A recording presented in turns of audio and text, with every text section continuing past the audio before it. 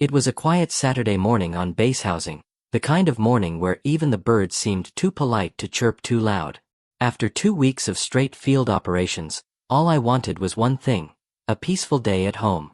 Coffee, my porch, and no interruptions. But peace doesn't last long when you live next to Karen. Karen moved into the neighborhood 3 months ago, new to the base, not military, just one of those civilian contractors who thought the entire housing area revolved around her garden and her white BMW. She had a rule for everything: where trash cans should be placed, how long your grass should be, even how loud your dog could bark. She wasn't HOA president, but she acted like one. That morning, I was moving my trailer. My truck blocked the driveway for maybe 10 minutes, long enough for me to unhook the trailer and park it beside the garage. It wasn't a problem. The road was wide and nobody ever used this section. But Karen saw it as a personal crime.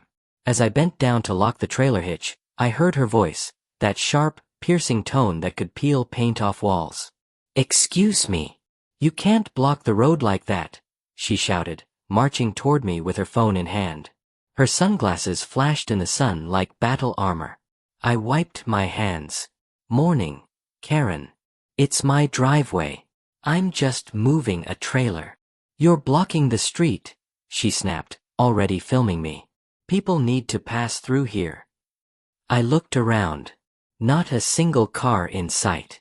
"What people?" She ignored the question and jabbed her finger toward my truck. "This is against HOA regulations. I'm calling the police." I almost laughed. "Go ahead," I said, climbing back into my truck. "Tell them I'm blocking my own driveway." She huffed and stormed off, mumbling about military arrogance and rules not applying to everyone. I thought it'd end there. It didn't. 10 minutes later, as I was coiling my trailer cable, I heard the sirens. 2 squad cars pulled into the cul-de-sac. Karen stood proudly at the curb, waving them down like she had just saved the neighborhood from a terrorist attack. The officers stepped out, young, polite, obviously trying to hide their confusion. One of them, Officer Lane, approached me. "Sir, we got a report about a vehicle obstructing the roadway." I looked at him, then at my truck, then at Karen standing smugly behind them. "You're looking at the obstruction," I said. "My driveway. My truck." Lane scratched his head. "So, you live here?" I pointed to the nameplate on my mailbox. "Call David Armstrong, base commander." He blinked. "Wait, you're Colonel Armstrong?" "Last I checked," I said, half smiling. "And you, Officer Lane, you're from the base precinct, right?" He nodded quickly. "Yes, sir." Karen's face lost a shade of color. I walked over calmly. "Karen, this your idea?" She folded her arms. "I reported an illegal obstruction. You can't just park on my property." I interrupted, my voice firm now. "You called the police on the base commander for being in his own driveway?" The officers exchanged glances. Lane tried not to grin. Karen's lips trembled. I didn't know who you were." "Does it matter?" I asked. "Would it be okay to harass someone else just because they weren't a commander?" She looked away. "I was just enforcing the rules." "Then enforce them on yourself next time," I said. "Because if I remember right, HOA vehicles aren't supposed to be parked on the street overnight." Her jaw dropped. She knew I was right. Her shiny BMW had been parked halfway across her yard since Thursday. The officers stepped back toward their cars, clearly done with the nonsense. Lane gave me a polite nod. "Sorry about the mix-up, sir." "No problem, officer," I said. "Next time, maybe she can file the complaint through my office." They drove off. Karen stood frozen on her lawn, her pride cracking like thin ice under heavy boots. As I turned to head inside, I caught her muttering something under her breath. Something about revenge and misuse of power. I didn't think much of it then, but I should have. Because the real war with Karen was just beginning. The next morning, I woke up to the sound of hammering, loud, rhythmic, and far too close to my property line. At first, I thought some maintenance crew was fixing a fence. But when I stepped outside with my coffee mug, the sight nearly made me spill it. Karen was in her driveway, wearing neon pink gardening gloves and supervising two men with tool belts.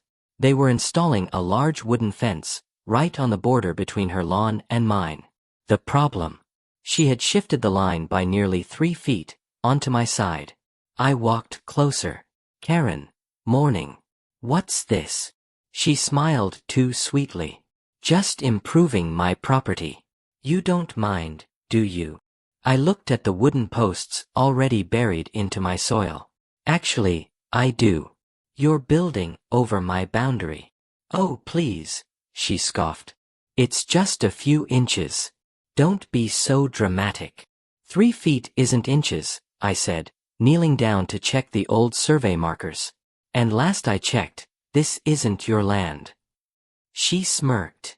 Well, maybe if you hadn't embarrassed me in front of the entire police department, we wouldn't be here. Ah, there it was. The motive. Karen, I said calmly, you called the cops on me for parking in my own driveway. I didn't embarrass you. You embarrassed yourself. Her eyes narrowed. We'll see about that. I knew better than to argue. I took pictures of the fence, measured the distance, and sent everything to the HOA office. Surely, they'd see reason. Surely, this madness would stop. But when I walked into the HOA meeting that evening, I realized just how wrong I was. Karen was already there, front row, smiling smugly. Next to her sat Mr. Timmons, the HOA president, an elderly man who never seemed to remember who anyone was unless they brought cookies to the meetings. As I entered, a few heads turned. I could almost hear the whispers. That's the commander Karen called the cops on. Poor guy. She's been talking about him all week. I sat down quietly. Timmons cleared his throat. Colonel Armstrong, we've received a complaint about your vehicle obstructing common access. I stared. Excuse me? That was resolved yesterday. Karen leaned forward. Actually, it wasn't. You see, my guests couldn't pass through the cul-de-sac because his massive truck was blocking half the lane. I clenched my jaw. You mean my private driveway? Timmons blinked. Well, she did provide photos. Taken from her phone, I interrupted. From my property. Without consent. Karen shrugged. Public view. I took a slow breath. Mr. Timmons, I respect HOA procedures. But this is starting to feel less like enforcement and more like harassment. She folded her arms. Big word for a big man. The room went quiet. Even Timmons looked uncomfortable. All right. Let's keep it civil. I leaned forward. If this continues, I'll have to take this through the base legal office. Karen's smile vanished. You wouldn't dare. Try me, I said. The meeting ended in tense silence. As I walked out, a few neighbors gave me sympathetic nods. One whispered, she's been stirring drama with everyone. Don't let her get to you. But that night, things escalated again. Around 11 p.m., my doorbell rang. When I checked the camera, I saw 2 security officers from the base. They looked awkward. Sir, we received an anonymous noise complaint, one said. I laughed. Noise complaint? I was reading a book. He sighed. We figured as much. But protocol says we had to check. I looked across the street. Karen's lights were off, but I could see her curtain shift, someone peeking. She was testing me. The next morning, I found tire marks across my front lawn. My sprinkler heads, smashed. Someone had driven across during the night. I didn't need to guess who. This time, I called security myself. They came, took photos, and assured me they'd patrol the area more often. But unless there was proof, there wasn't much they could do. 2 days later, proof arrived, delivered right to my phone. My neighbor across the street, Mrs. Lopez, sent me a video from her camera feed. It showed Karen's white BMW reversing across my lawn at 2 a.m., the headlights off, and then driving away. I almost smiled. Finally. I forwarded the footage to security, along with a note. Since she likes reporting people, let's see how she feels when the report's about her. Later that afternoon, Karen's car was gone from the driveway. A security truck had been parked outside her house for nearly an hour. I watched from my window as an officer handed her a citation slip. Her face turned crimson. For the first time in weeks, my coffee tasted good again. But peace never lasts long around people like her. 2 days later, I received a formal letter in my mailbox, from the base commander's office. Except, that's my office. Inside was a printed complaint, unsigned, written in perfect bureaucratic phrasing, accusing me of abusing authority and intimidating civilian residents. It was addressed to my own chain of command. Someone had forged an internal complaint using my name to make it look like a whistleblower report. Only one person would be reckless enough to do that. Karen. That night, I sat in my study, staring at the letter under the lamplight. I wasn't angry anymore. I was done playing defense. It was time to end this properly. I made a few calls, to legal, to base security, and to the HOA oversight board that managed the housing area. And when I finished, I leaned back in my chair and whispered to myself, "All right, Karen. You want a war? You've got one." By Monday morning, the base housing felt different. Word had spread about the fence, the forged letter, and Karen's endless crusade against everyone who didn't fit her idea of perfect. Some people whispered that she'd finally pushed too far. Others avoided the drama altogether. But I knew one thing, this was going to end, and it would end today. That morning, I scheduled a meeting with the HOA board and the base legal advisor. The topic: false reporting, property damage, and harassment. Karen, of course, was summoned to attend.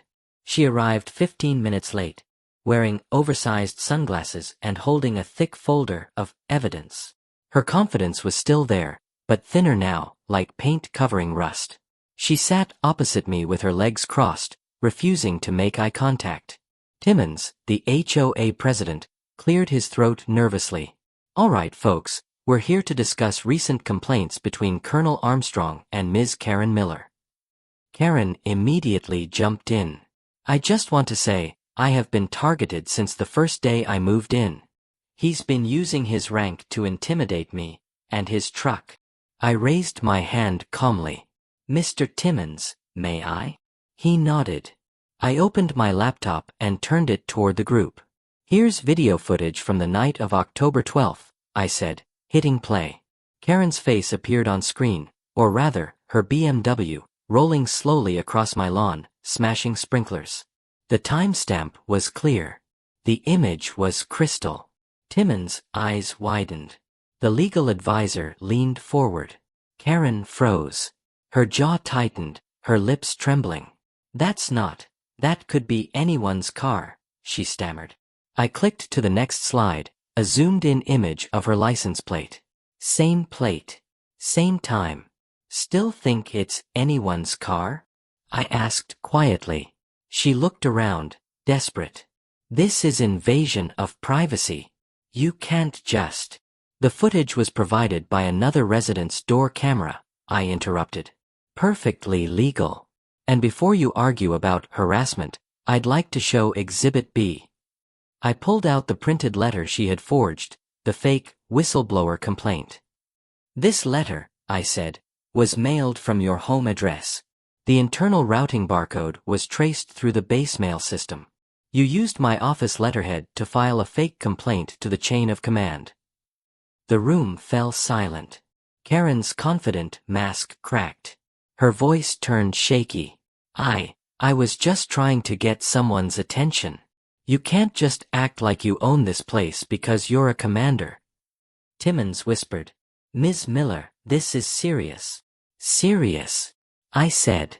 "She forged a federal document, vandalized private property, filed false police reports, and used HOA channels to harass residents. That's not serious. It's criminal." Karen's breathing quickened. You're exaggerating. You're just trying to make me look bad because you hate me. I leaned forward slowly, my tone calm but firm. Karen, I don't hate you. I don't even know you. But I do know the type, the ones who mistake authority for arrogance, who think the rules are weapons instead of guidelines. Her eyes darted toward the legal officer. You can't press charges. This is just a misunderstanding. The officer spoke up. Ma'am, what you've done violates both HOA policy and federal regulations regarding falsified correspondence on a military base. You'll need to appear for a formal hearing. Karen's face drained of color. No, I didn't mean, I just wanted respect. Everyone here treats me like I don't belong. Timmons sighed heavily. Respect isn't demanded, Ms. Miller. It's earned. The meeting ended with her quietly signing a written warning, the legal version of a surrender. She was ordered to pay for the lawn damage, remove the illegal fence, and issue a written apology to the HOA. And if she refused, she'd face legal consequences on record. As she stood to leave, she finally looked at me, anger, humiliation, and something else flickering behind her eyes. You think you've won, she hissed. But people will always see you as the bully. I looked at her evenly. And people will always see you as the lesson. A week later, the fence came down. The tire tracks on my lawn were replaced with new sod, paid for by Karen. The neighborhood grew quieter, friendlier, even. People waved more, smiled more. But Karen, she moved out 2 weeks later. The for rent sign appeared suddenly, and by the next weekend, a young couple with 2 kids had moved in. I didn't celebrate. I didn't brag. I just sat on my porch one evening, coffee in hand, watching the sun set over the trimmed lawns and quiet streets. Mrs. Lopez walked by with her dog and smiled. Heard she's gone, she said softly. Yeah, I replied. Guess peace finally found its way home. She chuckled. Sometimes, peace just needs the right commander. I laughed quietly. Maybe. Later that night, I sat at my desk, scrolling through the old security footage one last time, not to gloat, but to remind myself how fast pride can turn into poison. Then my phone buzzed, a new message from base security. It read, Sir, for what it's worth, everyone here's glad you handled it the way you did. Most people would have lost their temper. You showed restraint. I smiled at the screen, typed back one line. Respect isn't about rank, it's about how you use it. I closed the laptop, turned off the lamp, and stepped outside. The air was cool, quiet, peaceful. My driveway, my own driveway, was clear. And for the first time in weeks, it felt like home again.